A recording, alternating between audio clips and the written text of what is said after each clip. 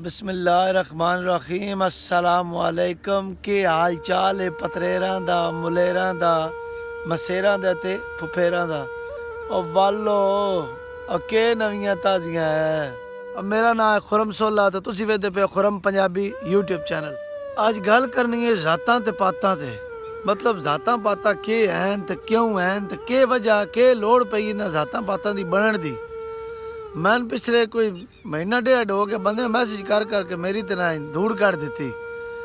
कोई आदा जी ये पेशा है, कोई आदा दी जात पात है ही नहीं, कोई को जादा कोई को जादा। अज ना इस बारे च गल करनी, वीडियो पूरी वेखनी इंशाल्लाह। वीडियो की तुहानू चस आसेगी।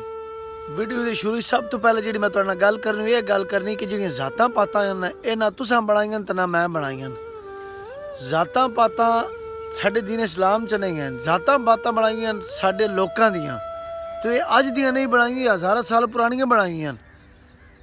और एक सिस्टम बन चुका है, ये सिस्टम है कि जिदे बगैर सिस्टम चल ही नहीं सकता दुनिया का।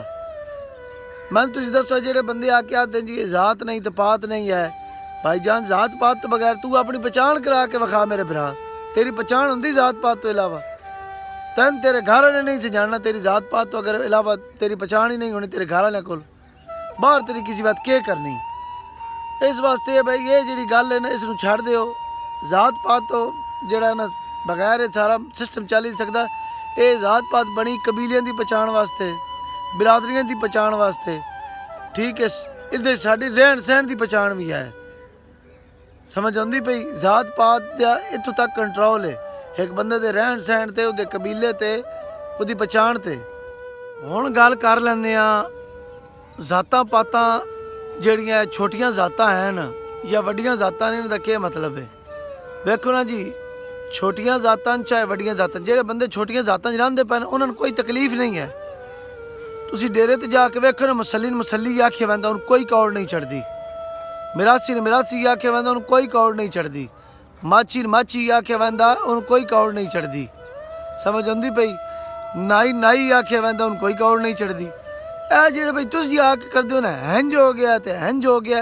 जेडे बंदे ना जातां च रहिंदे पर उन्होंने जिस टाइम मसला ही नहीं है, उन्होंने पता भी साड़ियां जातां प्यो दादे तो लगी जांदियां सन ते मसला कोई ना। डेरे डपेरियां चो रचे चौधरी ना रचे जिम्मेदारा ना रचे उन्होंने परेशानी कोई नहीं, तुहानू कहीं दी परेशानी। इस सारी गल में जेड़ा मसला है ना मेन असल जी गल तुहानू करनी चाहिए वो ये गल है कि जी छोटियां जातां ना इन्होंने तनकीद करना, इन्होंने नीचा विखाना, ठीक है, इन्होंने गल ही कढ़ना ये कोई बंदियाई कोई नहीं। इनू कमी कमी ना आखना ये कोई बंदियाई कोई नहीं। बाकी जड़ियाँ निक्कियां जातां हैं चाहे वड्डियां जातां हैं इन्हों का अपना सिस्टम है और ये रल के पे चलाते हैं। याद रखो कि वड्डी जात छोटी जात तो बगैर नहीं चल सकती, तो छोटी जात वड्डी जात तो बगैर नहीं चल सकती।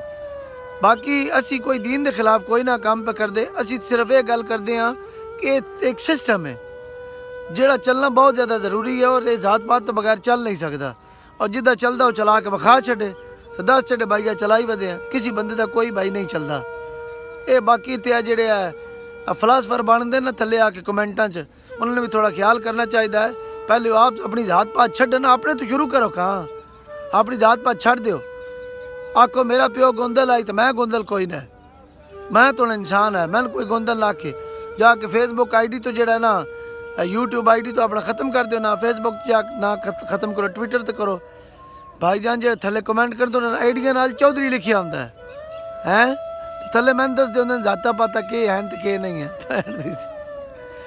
वीडियो पसंद आई तो लाइक करे, चैनल सब्सक्राइब जरूर करे और घंटे वाले बटन जरूर दबावे। इंशाल्लाह मिलते हैं बड़ी नवी वीडियो नाल। रब रखा।